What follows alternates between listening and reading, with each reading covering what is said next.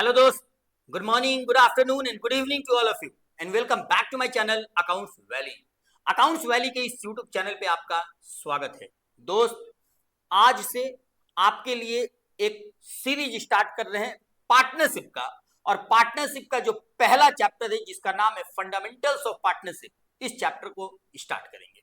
Okay दोस्त, इस chapter से रिलेटेड जितना सारा कॉन्सेप्ट है, जितना सारा पॉइंट्स है, सारा का सारा कॉन्सेप्ट हम लोग डिटेल में कवर अप करेंगे along with practical question answer. Okay दोस्त, तो चलिए आज का वीडियो स्टार्ट करते हैं फंडामेंटल्स ऑफ पार्टनरशिप का पहला वीडियो। ओके दोस्त, चलिए एक बात और आपको बता दें, इस चैप्टर को स्टार्ट करने से पहले थोड़ा जनरल बातों पे आपके साथ चर्चा करना चाहते हैं। दोस्त जरा ध्यान से सुनिएगा, यहां देखिए दोस्त, यहां देखिए, अगर किसी पर्सन को बिजनेस करना है, क्लियर है, अगर किसी पर्सन को बिजनेस करना है दोस्त, अगर किसी बिजनेस में ओनर एक है, अगर किसी बिजनेस में ओनर एक है, मालिक एक है, तो पता है इस बिजनेस को किस मोड में बोलते हैं? इस बिजनेस को बोलते हैं सोल प्रोप्राइटरशिप।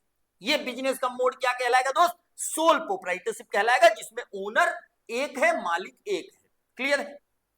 और अगर किसी बिजनेस में ओनर दो या दो से ज्यादा है, जैसे मान लेते हैं दोस्त दो दोस्त लोग हैं और आपस में सोच रहे हैं कि कोई बिजनेस करें, दोनों लोग एग्री हैं, दोनों लोग पैसा लगा रहे हैं, तो इस बिजनेस को मोड को बोलेंगे दोस्त सोल पार्टनरशिप। क्लियर है?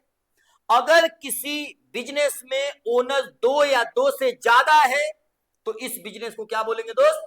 पार्टनरशिप। क्लियर है दोस्त? एक बात और बता दें, एक और मोड होता है जिसका नाम है कंपनी। जैसे मान लेते हैं दोस्त आप 10th पास किए और 10th के बाद अगर आपको कॉमर्स स्ट्रीम में एडमिशन लेना है, तो आप किसी स्कूल में, किसी कॉलेज में अगर आप एडमिशन कराने चाहते हैं, तो आप अपना रजिस्ट्रेशन कॉमर्स स्ट्रीम में कराइए कि नहीं कराइएगा दोस्त? क्लियर है? उसी तरह अगर किसी बिजनेस को कंपनीज एक्ट 2013 में रजिस्टर करा देते हैं दोस्त, तो इस बिजनेस को बोलते हैं कंपनी। क्लियर है? हम आपको 3 मोड बताएं। पहला सोल प्रोप्राइटरशिप, अगर किसी बिजनेस में ओनर मालिक एक है, तो इस बिजनेस को बोलते हैं सोल प्रोप्राइटरशिप बिजनेस। अगर किसी बिजनेस में ओनर दो या दो से ज्यादा है, तो इस बिजनेस को बोलते हैं पार्टनरशिप बिजनेस। और अगर किसी बिजनेस को कंपनीज एक्ट 2013 में रजिस्टर करा देते हैं दोस्त, तो इस बिजनेस को बोलते हैं कंपनी। क्लियर है? अभी कंपनी भी आपको डिटेल में पढ़ना है, जो आगे हम भी आपको पढ़ाएंगे, बिल्कुल निश्चिंत रहिए। अभी आज की इस वीडियो में हम आपको स्टार्ट करने जा रहे हैं दोस्त पार्टनरशिप। समझ में आया? एक बात और बता दें, सोल प्रोप्राइटरशिप का जो फाइनल अकाउंट है, जो सोल प्रोप्राइटरशिप पढ़ना था, ये बेसिकली अपने लोग किस में पढ़े हैं दोस्त? 11th में। ओके, और पार्टनरशिप पढ़ना है दोस्त 12th में, और साथ में कंपनी भी किस में पढ़ना है? 12th में। मतलब ये दोनों चैप्टर किस में पढ़ना है दोस्त?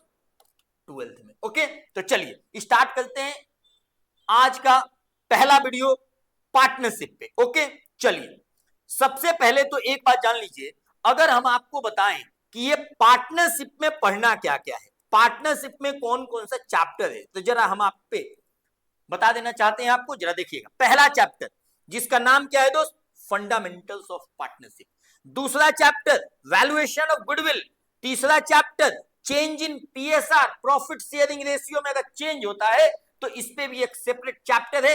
अभी सारा कुछ आपको डिटेल में समझ में आ जाएगा, आप बिल्कुल निश्चिंत रहिए। समझ में आया? आइए आपको बस ओवरव्यू दे रहे हैं कि इस चैप्टर में पढ़ना क्या क्या, मतलब पार्टनरशिप में कौन कौन सा टॉपिक पढ़ना है। एक और चैप्टर है जिसका नाम है admission of a partner.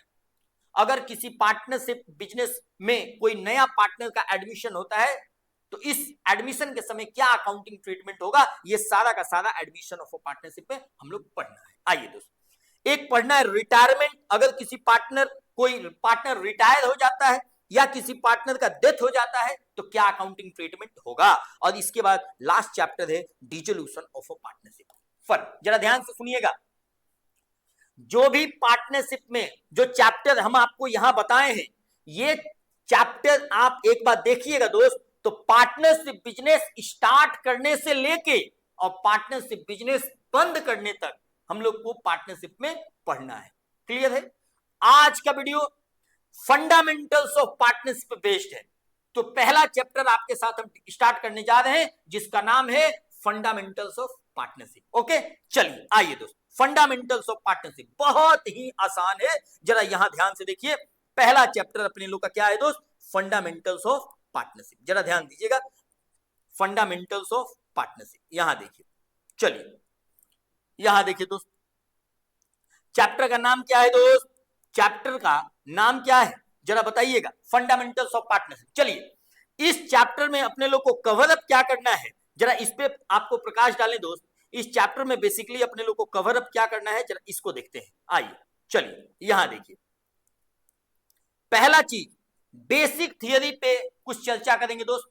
Partnership का थियरी, कुछ पार्टनरशिप का मतलब क्या होता है, पार्टनरशिप का फीचर्स क्या होता है, पार्टनरशिप में किसी ओनर का राइट क्या होता है, ये सब बातों पे चर्चा इस टॉपिक में हम आपके साथ डिस्कस करेंगे, जिस टॉपिक का नाम होगा दोस्त basic theory of partnership. Okay, चलिए इसके साथ साथ एक टॉपिक आएगा profit and loss appropriation account, एक टॉपिक आएगा इंटरेस्ट ऑन कैपिटल, एक टॉपिक आएगा इंटरेस्ट ऑन ड्रॉइंग, एक टॉपिक आएगा कैपिटल अकाउंट बनाने का मेथड, और एक टॉपिक आएगा पास्ट एडजस्टमेंट, और लास्ट टॉपिक आएगा guarantee of a profit to a partner. ठीक है दोस्त, फंडामेंटल्स ऑफ पार्टनरशिप में क्या क्या टॉपिक आपको कवर किया जाएगा, ये सारा टॉपिक आपको कवर किया जाएगा दोस्त इस चैप्टर में। ठीक है, आज हम आपको कुछ बेसिक थियरी बताने जा रहे हैं पार्टनरशिप से रिलेटेड। पार्टनरशिप का मतलब क्या होता है, पार्टनरशिप का फीचर्स क्या होता है, पार्टनरशिप में एग्रीमेंट कैसे बनता है, ये सब बातों पे चर्चा आज के वीडियो में होगा। आइए दोस्त चलिए यहां देखिए, जरा पहला टॉपिक स्टार्ट करने जा रहे हैं आपके साथ जिसका नाम है बेसिक थियरी। जरा एक बात ध्यान से सुन लीजिए। देखिए दोस्त, पार्टनरशिप बिजनेस के लिए एक एक्ट है जिसका नाम है पार्टनरशिप एक्ट 1932। क्लियर है? जरा डिफिनीशन पे चर्चा करें तो हम आपको यह बोले दोस्त कि पार्टनरशिप बिजनेस में ओनर मालिक दो या दो से ज्यादा होता है। ये तो आपको बताएं दोस्त, अगर ओनर और मालिक दो या दो से ज्यादा है तो इसी बिजनेस को बोलते हैं पार्टनरशिप। क्लियर है? जरा देखिए यहां क्या लिखा हुआ है, पार्टनरशिप इज अ रिलेशन, एक रिलेशन है। रिलेशन किससे एस्टैब्लिश होता है दोस्त? एग्रीमेंट से।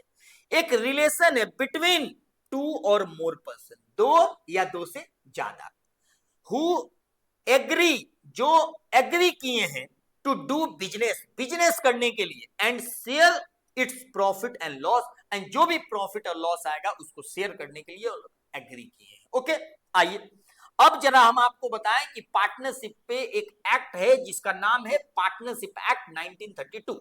उस एक्ट में क्या डिफिनीशन लिखा हुआ है जरा यहां देख लीजिए। क्लियर है? आइए, as per section 4 partnership act 1932 है, उस एक्ट में एक सेक्शन है जिस सेक्शन का नाम है सेक्शन 4। उस सेक्शन में पार्टनरशिप का डिफिनीशन लिखा हुआ है कि पार्टनरशिप का मतलब क्या होता है। क्लियर है? आइए दोस्त, partnership is relation between persons, persons मतलब दो या दो से ज्यादा एक रिलेशन है, हु हैव एग्रीड, जो एग्री किए हैं, to share the profit of the business carried on by all और any of them acting for all. मतलब पार्टनरशिप एक रिलेशन है दो या दो से ज्यादा लोगों के बीच में जो बिजनेस करने के लिए बना है, और जो भी प्रॉफिट और लॉस होगा ये लोग आपस में शेयर करेंगे। ओके दोस्त, इसी को बोलते हैं पार्टनरशिप। क्लियर है? यहां एक और लाइन लिखा हुआ है, कैरिड ऑन बाय ऑल और any of them acting for all. Partnership में जो भी ओनर है, जो भी पार्टनर है, या तो सारे लोग मिलकर काम करेंगे या कोई उनमें से काम करेगा सबके बिहाफ में। क्लियर है? इसी के लिए यहां लिखा हुआ है तो कैरिड ऑन बाय ऑल और any of them acting for all. Clear है? देखिए, partnership is the relation between person who have agreed to share the profit of the business carried on by all और any of them acting for all. ये definition partnership act 1932 में लिखा हुआ है। ठीक है, आइए दोस्तों आगे लेके चलते हैं आपको। ये आपके सामने कुछ फीचर्स है कैरेक्टरिस्टिक्स है ऑफ पार्टनरशिप का फीचर्स है दोस्त, जरा ध्यान से देखिए। ठीक है, पार्टनरशिप का फीचर्स क्या है? तो बिजनेस में दो या दो से ज्यादा लोग होना चाहिए कि नहीं होना चाहिए दोस्त? दो या दो से ज्यादा लोग होना चाहिए। इसमें क्या पढ़ना है दोस्त? क्लियर है? ये तो डिफिनीशन में ही छुपा हुआ है, उसी डिफिनीशन से निकाला हुआ है फीचर्स। ठीक है दोस्त, आइए, एग्रीमेंट होना चाहिए। अगर पार्टनरशिप एक रिलेशन से बनता है तो इसी को तो बोलते हैं एग्रीमेंट। समझ में आए? एग्रीमेंट तो बनेगा ना दोस्त, तभी तो रिलेशन एस्टैब्लिश होगा।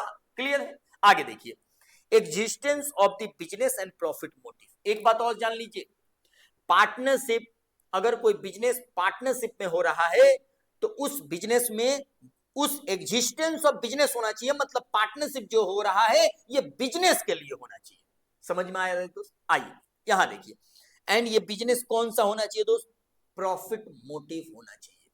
क्लियर है? आगे देखिए, शेयरिंग ऑफ प्रॉफिट, जो भी प्रॉफिट होगा या जो भी लॉस होगा ये आपस में पार्टनर्स लोग शेयर करेंगे एज पर एग्रीमेंट। क्लियर है? आगे देखिए, relationship of principal and agent. अब इसका मतलब जरा सुन लीजिए, और इसके नीचे एक लिखा हुआ है business carried on by all और any of them acting for all. जरा ध्यान से सुनिएगा, अगर मान लेते हैं पार्टनरशिप में एक ए है एक बी है, मान लेते हैं दो लोग मिलकर आपस में बिजनेस कर रहे हैं, या तो मान लेते हैं दोनों लोग बिजनेस कर रहा है, या दोनों लोग में से कोई एक भी कभी बिजनेस कर रहा है दोस्त, तो ये दोनों लोग पे अप्लीकेबल होगा। क्लियर है? इसीलिए यहां लिखा हुआ है business carried on by all या any of them acting for all. अगर एक जन भी कोई करता है तो ये सब पे अप्लीकेबल होगा, सबके लिए काम करेगा। समझ में आया? इसी के लिए बोलते हैं, इसी को बोलते हैं म्यूचुअल एग्रीमेंट, म्यूचुअल एजेंसी। समझ में आया दोस्त? अगर मान लेते हैं दो पार्टनर हैं, दो ओनर हैं, अगर कोई एक बंदा काम कर रहा है तो यह माना जाएगा कि ये सबके बिहाफ में काम कर रहा है। समझ में आया?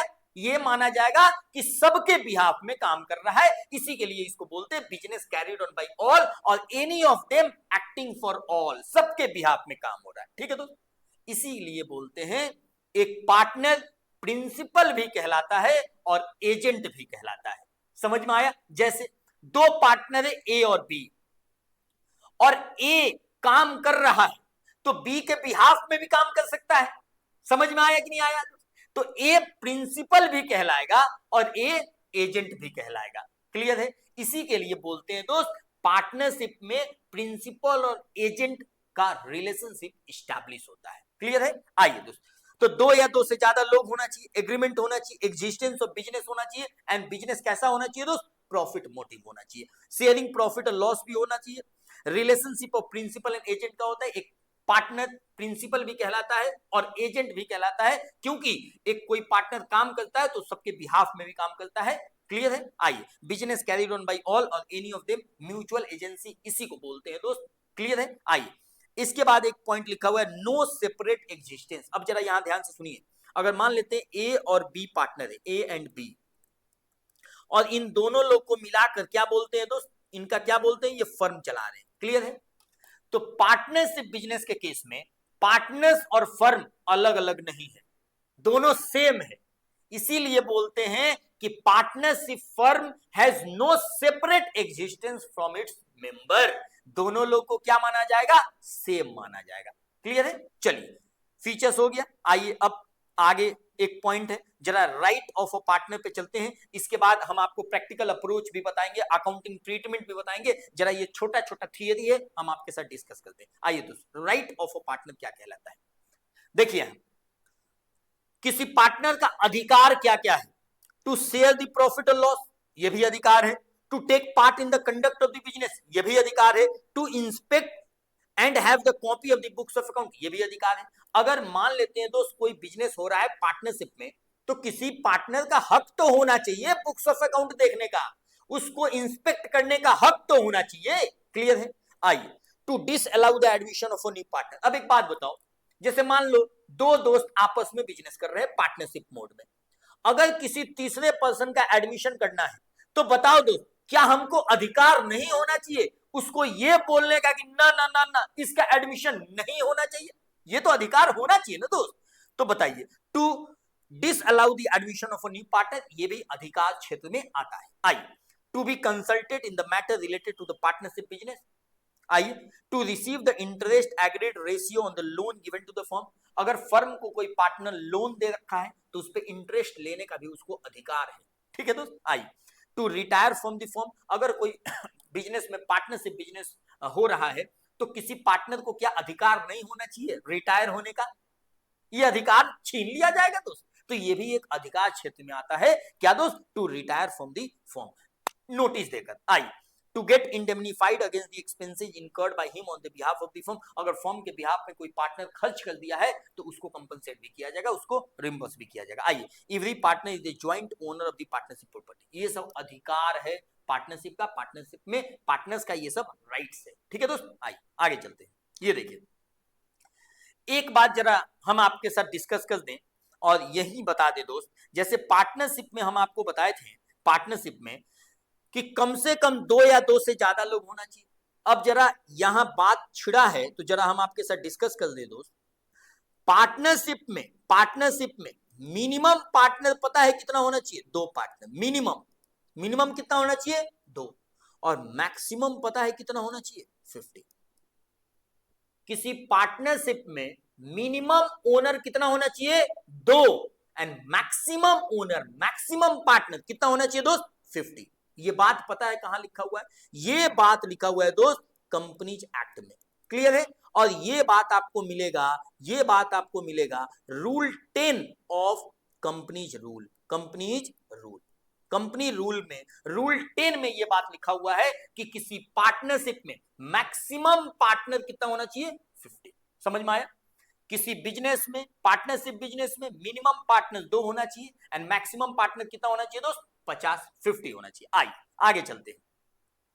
एक बात और बता दे, पार्टनरशिप में जो पार्टनर का लाइबिलिटी होता है ये अनलिमिटेड होता है। भगवान ना करे कोई पार्टनरशिप बिजनेस में कोई अनहोनी हो जाता है जिसकी वजह से लाइबिलिटी अराइज हो जाता है पार्टनरशिप में, बिजनेस में, तो इसके लिए पार्टनर्स लोग भी लायबल होगा। बिकॉज पार्टनरशिप कोई सेपरेट एग्जिस्टेंस नहीं है दोस्त, पार्टनर्स एंड पार्टनरशिप फर्म दोनों सेम है। क्लियर है? इसीलिए पार्टनरशिप बिजनेस में जो ओनर है, जो पार्टनर है, इनका लाइबिलिटी क्या होता है? अनलिमिटेड होता है। ठीक है। अब आइए एक कॉन्सेप्ट हम आपके साथ डिस्कस करेंगे 5 मिनट के लिए, जिसका नाम है लिमिटेड लाइबिलिटी पार्टनरशिप।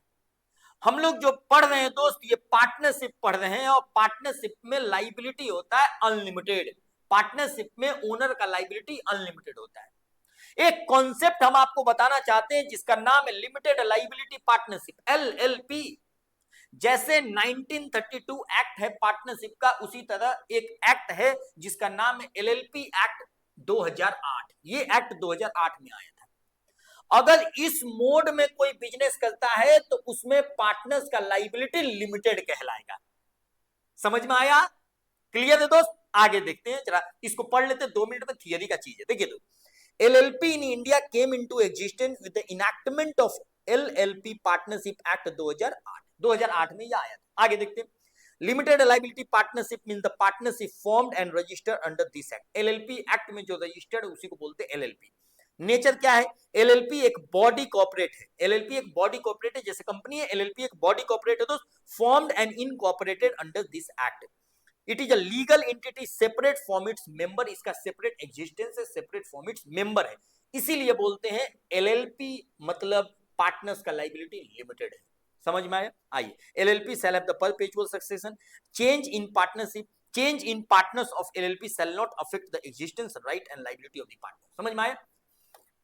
नट सेल में समझिए, पार्टनरशिप एक्ट 1932 जो आपको पढ़ना है, इसका मतलब होता है कि किसी बिजनेस में पार्टनर्स 2 या 2 से ज्यादा है, मिनिमम 2 है एंड मैक्सिमम 50 है।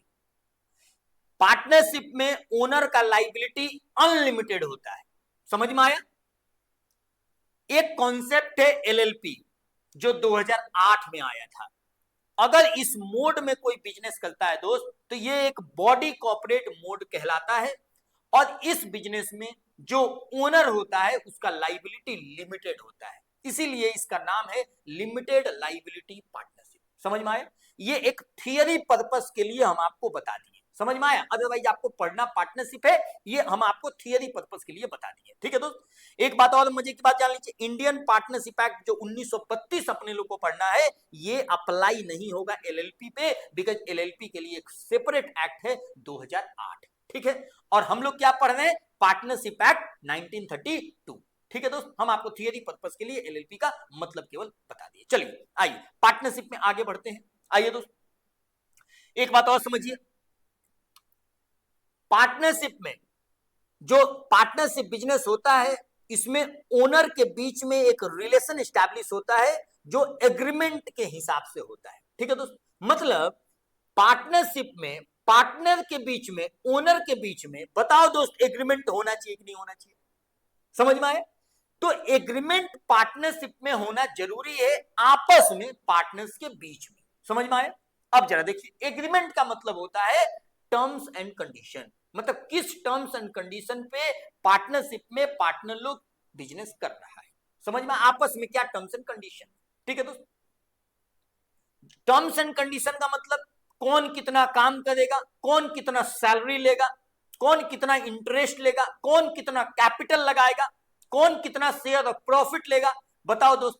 इस सब पे, ये सब टर्म्स एंड कंडीशन पे एक एग्रीमेंट आपस में होना चाहिए कि नहीं होना चाहिए? एग्रीमेंट होना चाहिए। मजे की बात सुन लीजिए, पार्टनरशिप एक्ट जो 1932 है, कहीं ये नहीं बोलता है कि पार्टनरशिप एग्रीमेंट रिटेन होना चाहिए। मजे की बात ये है, जरा सुन लीजिए क्या लिखा हुआ, ये देखिए, पार्टनरशिप जो आउटकम ऑफ एन एग्रीमेंट, ये एक एग्रीमेंट से बनता है, and hence it is essential that there must be some terms and condition agreed upon all the partners।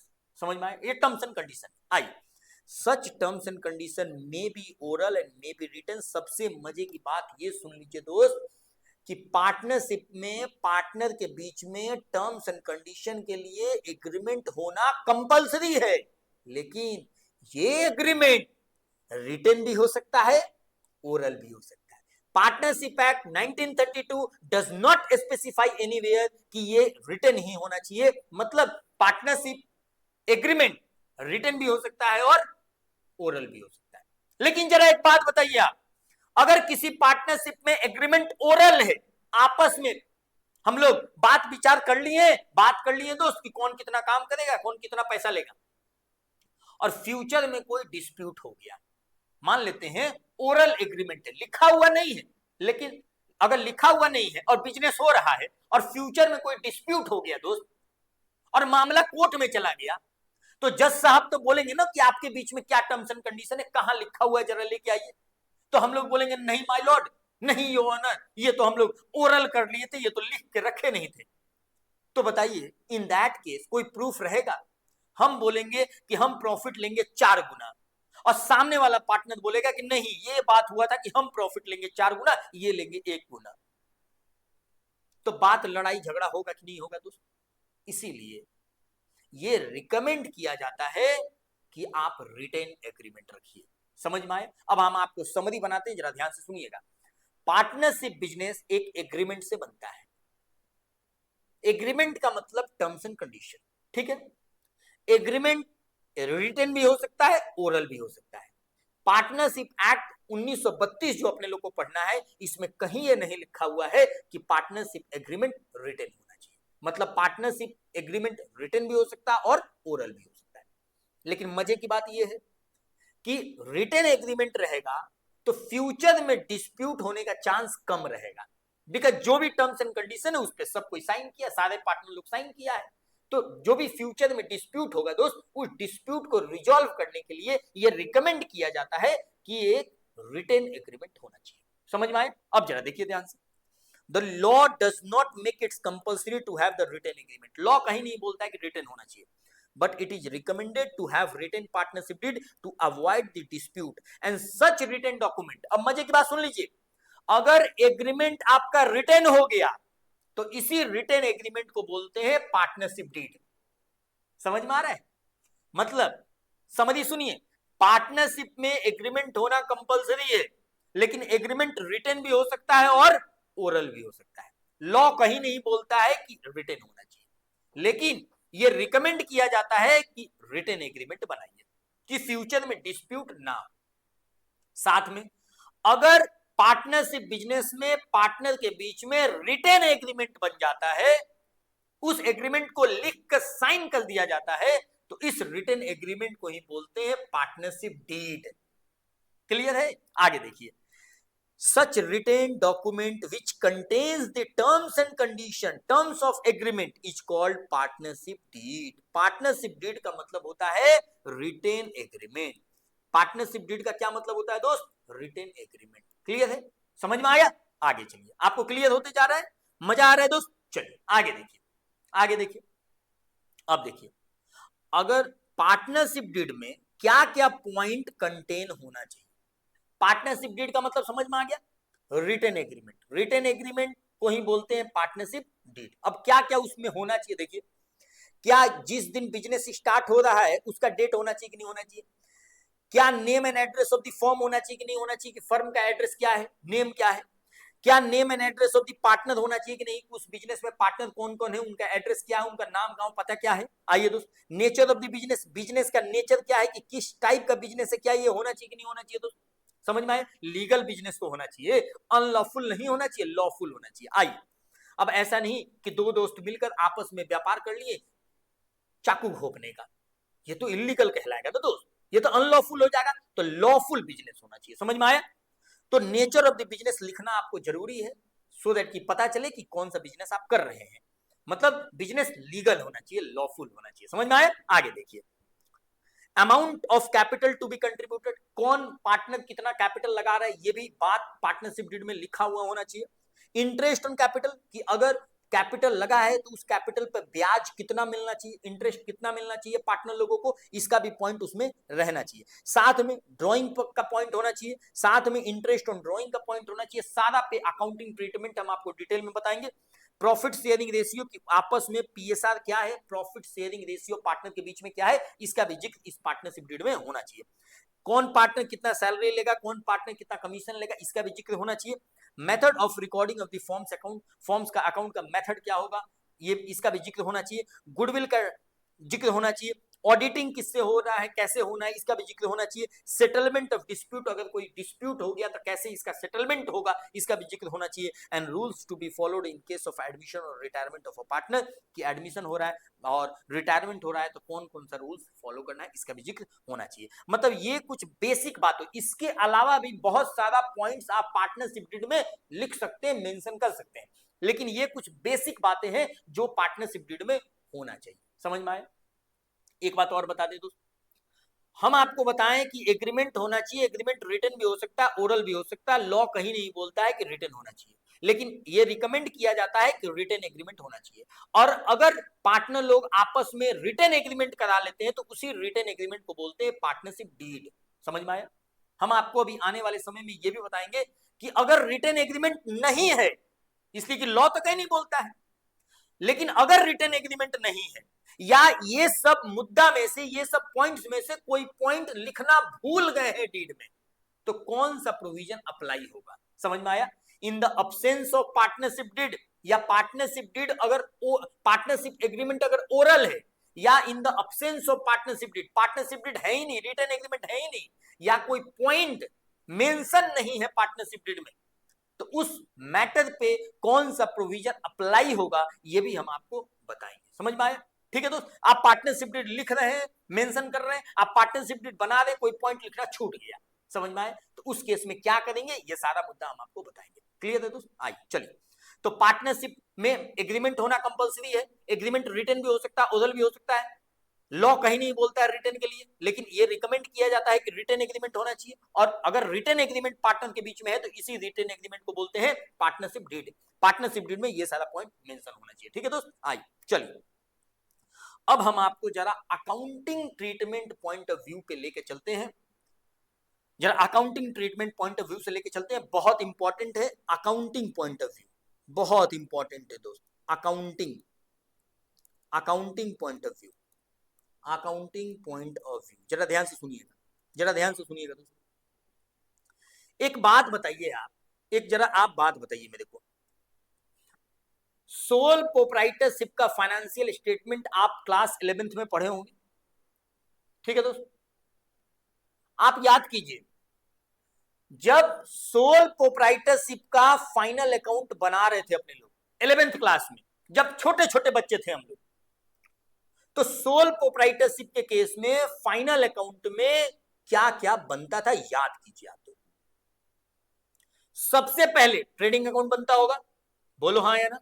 इसके बाद profit and loss appropriation account बनता है, और इसके बाद बैलेंस शीट बनता है। याद आ रहा है दोस्त? आप याद कीजिए दोस्त, सोल प्रोप्राइटरशिप बिजनेस के केस में अब बेसिक थियरी जो था पार्टनरशिप का, अब बेसिक बातों, जो पार्टनरशिप का मतलब क्या होता है, डिफिनीशन क्या होता है, नेचर क्या होता है, पार्टनरशिप डीड क्या होता है, ये सब बातों पे चर्चा आपके साथ कर चुके हैं।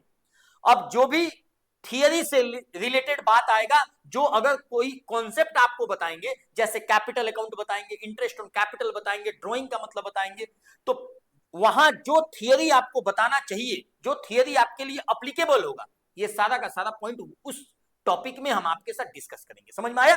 तो अब आप बिल्कुल निश्चिंत हो जाइए। अब हम आपको लेके चलते हैं अकाउंटिंग ट्रीटमेंट पे, और जो भी पॉइंट से रिलेटेड थियरी है, ये जब पॉइंट हम आपके साथ कवर अप करेंगे तो वहां हम आपको बता भी देंगे, लिखवा भी देंगे। ठीक है दोस्त, चलिए अब हम आपके साथ अकाउंटिंग पॉइंट ऑफ व्यू से कुछ चर्चा करेंगे। दोस्त जरा ध्यान से सुनिए, देखिए सोल प्रोप्राइटरशिप में जो आप पहला बनाते होंगे दोस्त, इसको बोलते हैं, पता है क्या? इसको बोलते हैं ट्रेडिंग अकाउंट। बोलो हाँ या ना, क्या बनाते हैं? Trading account. ट्रेडिंग अकाउंट में जरा बताइए यहाँ जीपी आता है कि नहीं आता है? बोलो ना हाँ या ना। ट्रेडिंग अकाउंट में यहाँ जीपी आता है कि नहीं आता है? इस जीपी को पीएल अकाउंट में ट्रांसफर करते हैं कि नहीं करते हैं दोस्त? इस पे जरा प्रकाश डालिए। बाई जीपी यहां करते हैं, बाई जीपी। यहां इनडायरेक्ट इनकम लिखते हैं, यहां इनडायरेक्ट खर्चा लिखते हैं, और नेट क्या आता है मेरे दोस्त? नेट क्या आता है जरा ये बताइए मेरे को। नेट आता है 2NP। आता है कि नहीं आता है? क्या आता है दोस्त? 2NP। क्लियर है? मतलब ट्रेडिंग अकाउंट जब आप बनाते होंगे सोल प्रोप्राइटरशिप का, तो वहां जीपी आता होगा, और ये जीपी यहां ट्रांसफर हो जाता है, और इसके बाद क्या आता है? एनपी आता है। अब एक बात बताओ, इसके बाद क्या बनता होगा? Balance sheet. इसके बाद क्या बनता होगा दोस्त? Balance sheet. बैलेंस शीट में इधर क्या होता होगा? एसेट। बोलो हाँ या ना। इधर क्या होता होगा दोस्त? कैपिटल। इधर कैपिटल, और इधर क्या होता होगा? लाइबिलिटी। समझ में आ रहा है? लाइबिलिटी। बोलो हाँ या ना। जो कैपिटल का बैलेंस आया, अब जरा एक बात बताइए, आप अगर सोल प्रोप्राइटरशिप का फाइनेंशियल स्टेटमेंट बना रहे हैं, फाइनल अकाउंट बना रहे हैं, सोल प्रोप्राइटरशिप का फाइनल अकाउंट बना रहे हैं मेरे दोस्त, तो इसका मतलब होता है कि मालिक एक है, ओनर एक है, तो जो ये प्रॉफिट आया है, इस प्रॉफिट पे हक किसका? उसी ओनर का, उसी मालिक का। मतलब सोल प्रोप्राइटरशिप के केस में जो प्रॉफिट आया, उस प्रॉफिट पे हक उसी मालिक का होगा, क्योंकि ओनर एक है। क्लियर है? अब जरा देखिए ध्यान से, यहां इस प्रॉफिट को क्या करेंगे अपने लोग? जोड़ देंगे, और अब इसका फाइनल कैपिटल निकलेगा कि नहीं निकलेगा? यही तो अपने लोग बचपन में करते आ रहे हैं दोस्त। बचपन में क्या करते आ रहे हैं? यही तो करते आ रहे हैं कि कैपिटल में प्रॉफिट को जोड़ देते हैं, क्योंकि ओनर एक है, और अगर ओनर एक है तो जो भी प्रॉफिट आया है, उस प्रॉफिट पे हक उसी का होगा। ठीक है, अब आते हैं, जरा हम आपके साथ डिस्कस करना चाहते हैं पार्टनरशिप का फाइनल अकाउंट पे। जरा आप बने रहिएगा दोस्त वीडियो में, बहुत इंटरेस्टिंग वीडियो है, बने रहिएगा लास्ट तक। यहां देखिए, पार्टनरशिप बिजनेस की बात करें तो पार्टनरशिप के भी फाइनेंशियल स्टेटमेंट में पहला पता है क्या बनता है दोस्त? Trading account. समझ में आ रहा है? पहला क्या बना? Trading account. Sir trading account बनाना जरूरी है दोस्त? ट्रेडिंग अकाउंट तो बनेगा ही बनेगा, ट्रेडिंग अकाउंट। और ट्रेडिंग अकाउंट में क्या आएगा मेरे दोस्त? जीपी। समझ में आ रहा है? ट्रेडिंग अकाउंट में क्या आता होगा? जीपी। दूसरा पता है क्या बनेगा? Profit and loss account. समझ में आया दोस्त? Profit and loss account. Profit and loss account में पता है दोस्त, यहां ट्रांसफर होता होगा जीपी, यहां इनडायरेक्ट इनकम आता होगा, यहां इनडायरेक्ट एक्सपेंस आता होगा, और फाइनल क्या आता होगा दोस्त मेरे? फाइनल आता होगा 2NP। बोलो दोस्त हाँ या ना, इसका जवाब दीजिए, बोलिए। समझ में आया? अब जरा ध्यान से सुनिए, मान लेते हैं सोल प्रोप्राइटरशिप में जो ओनर था दोस्त, ये अकेला आदमी था, इसका नाम पता है क्या था? जेठालाल। जो भी इस बिजनेस में प्रॉफिट हुआ उस पे हक जेठालाल का होगा, और जेठालाल का पैसा कैपिटल से डिनोटेड है बिजनेस में, तो उस प्रॉफिट को कैपिटल में ऐड बैक कर दिया। ठीक है, ये है पार्टनरशिप बिजनेस। इस बिजनेस में पता है दोस्त, ओनर एक है, एक का नाम जेठालाल है और ओनर एक और है, इनका नाम पता है क्या है दोस्त? इनका नाम बबीता जी है। समझ में आया? मतलब इस फर्म में ओनर कितना है मेरे दोस्त? इस फर्म में ओनर कितना है? दो है, एक का नाम जेठालाल और दूसरे का नाम बबीता जी। अब जरा एक बात सोच के बताइएगा, पार्टनरशिप बिजनेस है तो ओनर दो या दो से ज्यादा हो सकता है। मेरे एग्जांपल में दो है, एक जेठालाल जी और एक बबीता जी। क्लियर है? अब जरा एक बात हम आपको बताना चाहते हैं, जरा ध्यान से सुनिएगा। पीएल अकाउंट के बाद जब बैलेंस शीट बनाएंगे, बैलेंस शीट बनाएंगे दोस्त, बैलेंस शीट, तो बताइए बैलेंस शीट में इधर क्या आएगा? एसेट आएगा। समझ में आया? और इधर क्या आएगा? कैपिटल आएगा। जरा एक बात बताइए, क्या पार्टनरशिप बिजनेस के केस में कैपिटल केवल एक जन का आएगा कि दो या दो से ज्यादा आएगा? दो या दो से ज्यादा आएगा। मेरे एग्जांपल में ओनर्स दो है, तो कम से कम दो जन का कैपिटल आएगा कि नहीं आएगा दोस्त? ओनर का पैसा तो कैपिटल से डिनोट होता है। तो ये देखिए, एक है जेठालाल जी और एक है बबीता जी। जरा ध्यान से सोच के बताइएगा दोस्त, बबीता जी। और इसके बाद पता है क्या बनाएंगे दोस्त? इसके बाद आता होगा लाइबिलिटी। समझ में आए? इसके बाद क्या आता होगा? लाइबिलिटी। अब जरा एक बात बताइए, अब जरा एक बात बताइए दोस्त, अब जरा एक बात बताइएगा, हम आपसे पूछना चाहते हैं, जरा इस पॉइंट पे जरा आप बात बताइएगा दोस्त मेरे को। एक पॉइंट, जो ये प्रॉफिट हुआ, अगर ये सोल प्रोप्राइटरशिप होता तो इस पे हक एक जन का होता, एक ओनर का होता। लेकिन इस बिजनेस में ओनर कितना है? दो है, एक जेठालाल जी और दूसरा बबीता जी। तो जो भी ये बिजनेस में प्रॉफिट आया है, कायदे से इस प्रॉफिट पे हक दोनों लोग को होना चाहिए, जेठालाल जी का भी और बबीता जी का भी। समझ में आ रहा है क्या बोल रहे? क्लियर हो रहा है? तो अब जरा ध्यान से सुनिए। अब मुद्दा ये है कि इस प्रॉफिट में से जेठालाल जी को कितना मिलेगा और बबीता जी को कितना मिलेगा, ये बहुत गंभीर मुद्दा है। समझ में आया? और ये बात पार्टनरशिप डीड में, एग्रीमेंट में लिखा होगा। समझ में आया? किस पार्टनर को कितना देना है इस प्रॉफिट में से, किस रेशियो में देना है। रेशियो तो मेंशन होगा एग्रीमेंट में, नहीं होगा तो देखेंगे कैसे करना है। लेकिन इस प्रॉफिट में से किस ओनर को, किस पार्टनर को कितना देना है और किसको कितना देना है, ये बहुत इंपॉर्टेंट चीज है। समझ में आया? और मजे की बात यह है कि पार्टनरशिप बिजनेस के केस में यही रीजन की वजह से एक सेपरेट अकाउंट बनाते हैं, जिसका नाम पता है दोस्त क्या है? जिसका नाम पता है क्या है? PL appropriation account. समझ में आ रहा है? जिसका नाम क्या है दोस्त? PL appropriation account. समझ में आ रहा है? ये प्रॉफिट को पीएल अप्रोप्रिएशन अकाउंट में ट्रांसफर कर देंगे बाय एनपी। समझ में आ रहा है?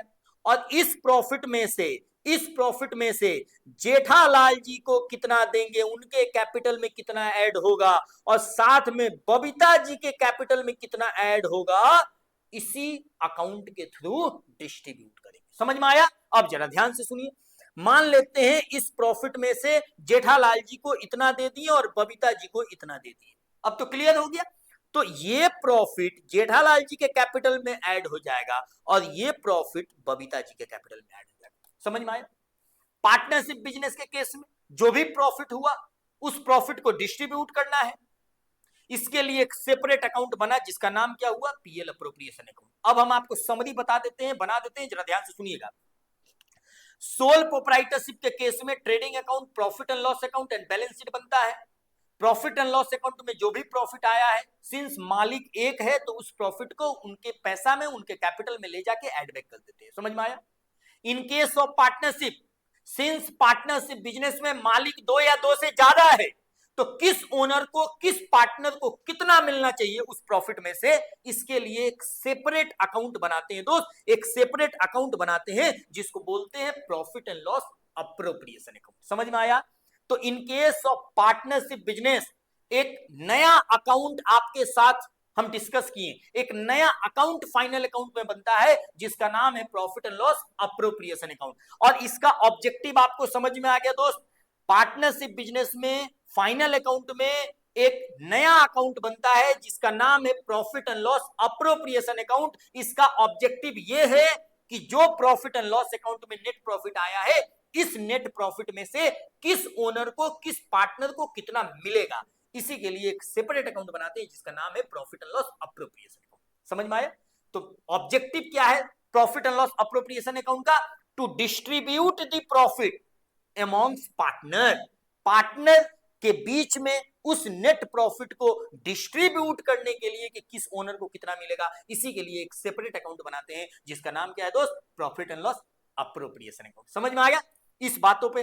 अब जो नेट प्रॉफिट आया है उसमें से पार्टनर को इंटरेस्ट भी दे सकते हैं कैपिटल पे, सैलरी भी दे सकते हैं, कमीशन भी दे सकते हैं एज पर एग्रीमेंट, और जो भी बैलेंस प्रॉफिट आया ये देने के बाद उसको डिस्ट्रीब्यूट कर देंगे प्रॉफिट शेयरिंग रेशियो में।